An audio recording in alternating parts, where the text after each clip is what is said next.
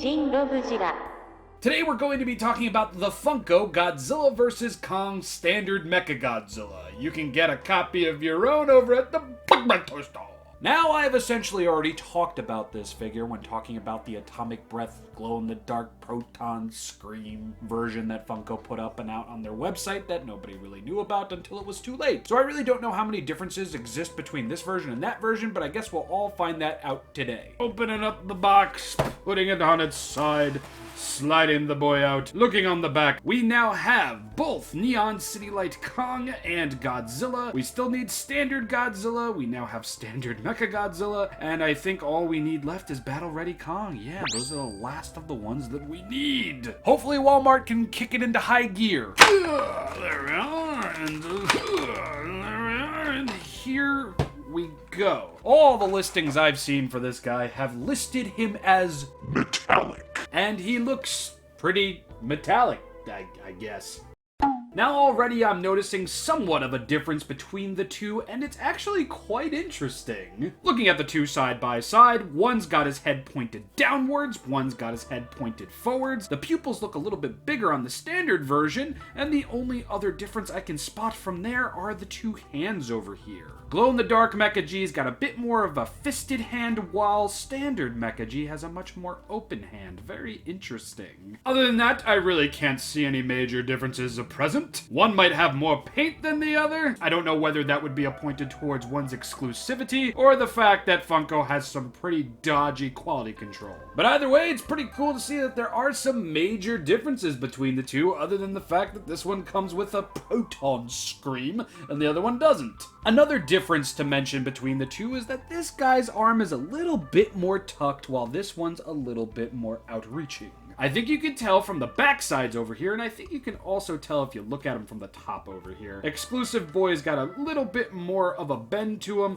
while the standard boy does not. Exclusive arm, standard arm. Gotta give Funko credit where it's due. Honestly wasn't expecting that. I was honestly expecting them to reuse the same mold and just have one with a hole in the back of his mouth and the other one not. But head placement, arm placement, and the hands? Cool, I'm about it. And just because the question was bound to come up eventually, I know you're out there, you're thinking about it. Technically, no. The breath effect piece is not compatible with the standard Mechagodzilla Funko Pop, but if you just slide it a little bit, it does kind of look like it's coming out of his mouth. I mean, more so it looks like it's coming out of the roof of his mouth, and that doesn't look very healthy. But at the same time, I don't know why you would want to do this when you have the exclusive version where it just looks natural. ShinRobjira.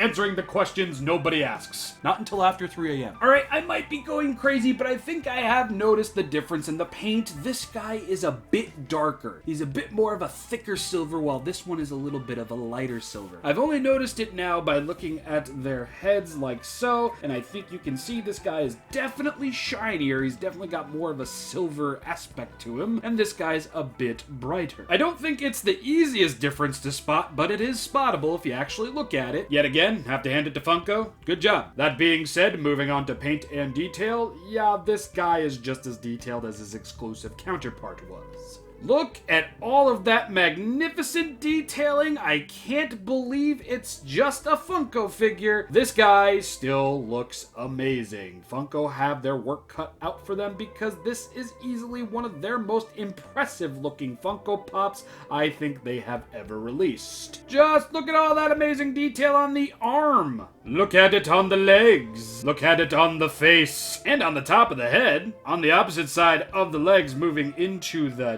tail. On the dorsal fins. Even on the jetpack / missile launchers over here. There is detail as far as the eye can see. And it is all absolutely grand. Further saturating my whistle and need for a jumbo Mechagodzilla, please Funko, I am begging you to see a jumbo Funko with this amount of detail and not needing too much paint. The money will print itself.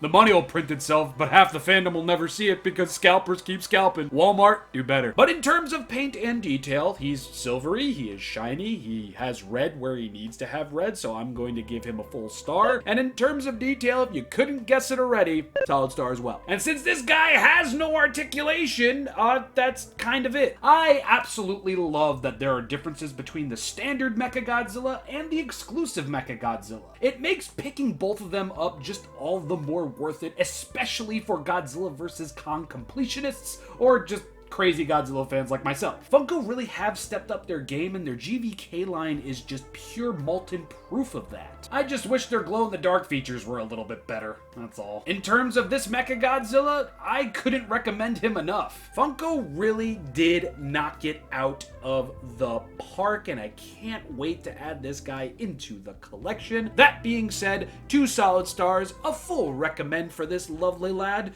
and that's pretty much it. I'll see you all next time with, what's up next? Yes, when next we meet, we will be talking about the Ultra Big Soft Vinyl Ultraman Z Standard, and we'll be talking about the Ultra Big Soft Vinyl Savengar, which I don't have quite yet, which is why this guy isn't getting a solo review. I'd like to review both of them together. So until that happens, I'll see you all then and there. Peace.